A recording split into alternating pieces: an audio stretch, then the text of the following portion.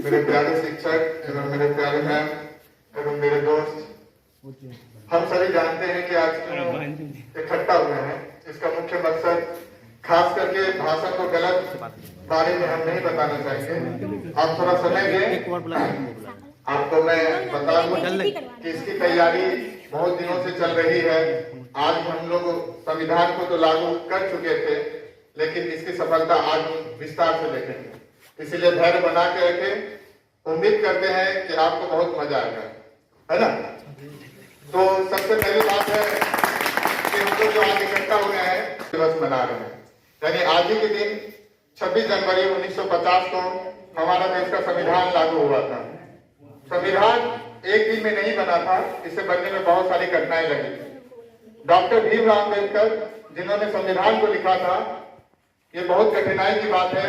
कुछ लोग कहेंगे कि संविधान को लिखना आसान है। जब आप ओरिजिनल दस्तावेज को देखिएगा तो वो 17 केजी का है, जो अपने आप में बहुत मायने रखता है। और पहले तो जिस संविधान था वो टाइपिंग में नहीं लिखा गया था, पेन से लिखे गए थे, जो काफी मेहनत की बात है।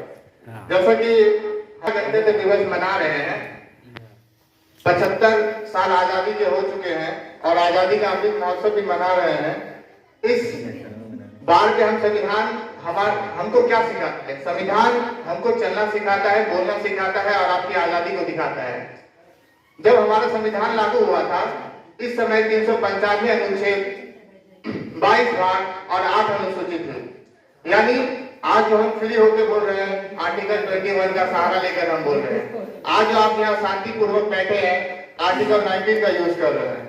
तो संविधान की एक एक धारा और एक एक कानून आपको किसी के सामने झुका नहीं सकती है।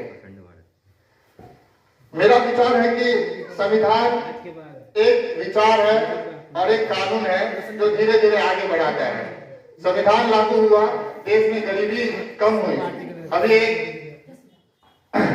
नीति आयोग का एक रिपोर्ट है जिसमें 25 करोड़ से ज्यादा लोग गरीबी रेखा से ऊपर आ चुके हैं। हमारा देश डिजिटल हुआ, यानी डिजिटल इंडिया। इसके तहत आप 4G तो सुनते थे, 5G सुनते थे, अब 5G की जगह 6G पे काम चल रहा है। तो हमारा देश काफी आगे बढ़ रहा है और इसके अलग अलग तरह के इंफ्रास्ट्रक्चर डेवलप हो रहे हैं, एयरपोर्ट डेवलप हो रहे हैं, देश आगे बढ़ रहा है। उसी तरह और अलग अलग हमारा यूसीसी आर्टिकल 44 कहता है कि सब अपने अपने तरह का कानून मान सकते हैं।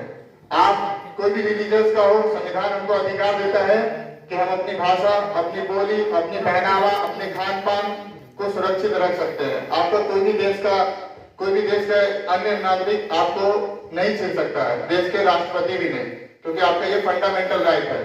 आर्टिकल 29 और 30 के तहत आप देखते होंगे कि मदरसे चल रहे हैं, ये रिलीजियस शिक्षा दे सकते हैं। ये आपको जानकारी होनी चाहिए, ये संविधान आपको राइट देता है। हमारे देश में युवा, आज का युवा कल का भविष्य है, यानी आज जो हम लोग काम करेंगे कल हम लोग आगे बढ़ेंगे। इसीलिए पूरे भारत की जनसंख्या में 65% युवा जनसंख्या है। इसलिए हम लोगों से उम्मीद है कि हम ही लोग आगे देश को आगे बढ़ाएंगे और देश का नाम रोशन करेंगे। इसी तरह से यदि स्वराज की बात करें तो स्वतंत्रता हमारा जन्मसिद्ध अधिकार, हम इसे लेकर रहे हैं, है ना। बाल गंगाधर तिलक का कहना था कि धीरे धीरे हम लोग आजाद तो हो गए, लेकिन आजादी 200 वर्ष लग गया। असल में अंग्रेज हम लोगों को गुलाम नहीं बनाया। देखिए, जब आप जानिएगा तो वो अपना हित देखता है, हर किसी का नेशनल इंटरेस्ट होता है। आप यहाँ जुड़े हैं, आपका नेशनल इंटरेस्ट है, लेकिन टीचर एक ऐसा कार्य करता है जो वहाँ नेशनल इंटरेस्ट नहीं देखता है, आपके हित को ध्यान नहीं देता है। तो गुरु का महत्व हमेशा ऊपर रहा है और हमेशा से रहेगा। इसलिए सुनते हैं ना, गुरु ब्रह्मा, गुरु विष्णु, गुरु साक्षात देवो में, यानी गुरु से बड़ा, ईश्वर से भी बड़ा कौन होता है? गुरु होता है। तो धीरे धीरे अब हम लोग आगे बढ़ते हैं। स्वतंत्रता में महात्मा गांधी कहता था कि हमारा देश सुरक्षित कब होगा। कहते हैं कि आप किसी के अंदर में अच्छाई देखना चाहते हैं तो पहले खुद अच्छा हो जाए, तब आपको अच्छा लगने में बहुत अच्छा लगता है। तो इसीलिए धीरे धीरे आजादी बढ़ाए। आजादी दिलाने में हमारा देश तो 15 अगस्त 1947 को आजाद हुआ था, लेकिन हमारे पास कोई नियम कानून नहीं था। कोई इधर लेट रहा है, कोई इधर घूम रहा है, कोई इधर सो रहा है। तो इसके तहत एक अलग अलग तरह का राय देने के लिए ड्राफ्टिंग कमेटी का गठन किया गया 1946 में। इसमें जिसमें भीमराव अम्बेडकर ने मुख्य भूमिका निभाया, जो कानून मंत्री भी हुए स्वतंत्र भारत के पूर्व। तो संविधान लिखना कोई आसान नहीं है। धीरे धीरे संविधान आगे बढ़ा।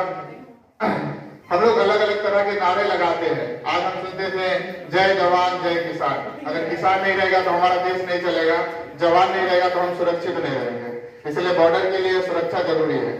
फिर अटल बिहारी वाजपेयी आए, उसने कहा जय जवान जय किसान जय विज्ञान। टेक्नोलॉजी नहीं रहेगा तो हम आवाज आपकी बात हम तक नहीं सुन सकेंगे। फिर नरेंद्र मोदी जी आए, उसने कहा जय जवान जय किसान जय विज्ञान जय अनुसंधान। यानी हमको रिसर्च करना पड़ेगा और धीरे धीरे आगे जाना पड़ेगा। उसी तरह संविधान की रक्षा करना हमारा कर्तव्य है। हम ये कहते हैं कि व्यक्ति जब पढ़ लिख लेगा ना तो उसे अधिकार के बारे में पता चल जाएगा। और असली एजुकेशन का मतलब नौकरी लेना नहीं है। आप अपने अंदर में उत्सुकता, जागरूकता और इंटीग्रिटी अपने माइंड का डेवलप करें। एक अच्छा एजुकेटेड व्यक्ति कौन होता है? जो अपना तार्किक विश्लेषण कर सके। कोई आपको बेवकूफ बनाए तो आप बेवकूफ नहीं बने। आप गूगल करें, सर्च करें। आर्टिफिशियल इंटेलिजेंस इतने आगे आ चुका है कि धीरे धीरे आप जो नहीं सोच रहे हैं वो हो चुका है। हम लोगों को बुद्धि का विकास करने के लिए क्या करना पड़ेगा? पढ़ना पड़ेगा। तो धीरे धीरे हम लोग आगे करते हैं। थोड़ा शेरो शायरी भी हो जाए। सरफरोशी की तमन्ना अब हमारे दिल में है, देखना है दूर कितना दूरी का है। आजाद जो हो गए, लेकिन आजादी किससे? अपने आप से, अपनी स्वतंत्रता से, अपनी व्यक्ति से, अपनी जीत से। अपनी जीत से आप जब आजाद होंगे तो बहुत आगे जाएंगे। कहते हैं कि जब तक सूरज चांद रहेगा हिंदुस्तान आजाद रहेगा। डॉक्टर भीमराव अम्बेडकर भी अमर रहे, जवाहरलाल नेहरू भी अमर रहे। ये जितने स्वतंत्रता सेनानी है, आज स्वतंत्रता सेनानी हर कोई है। क्या आप नहीं है? आप अभी पुलिस बनेंगे या फिर और कुछ बनेंगे, देश की सुरक्षा के लिए आप तो काम करेंगे ना।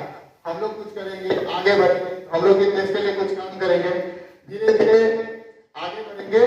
तो मेरे इसी भाषण के साथ मैं समाप्त करता हूँ। जय हिंद, जय भारत।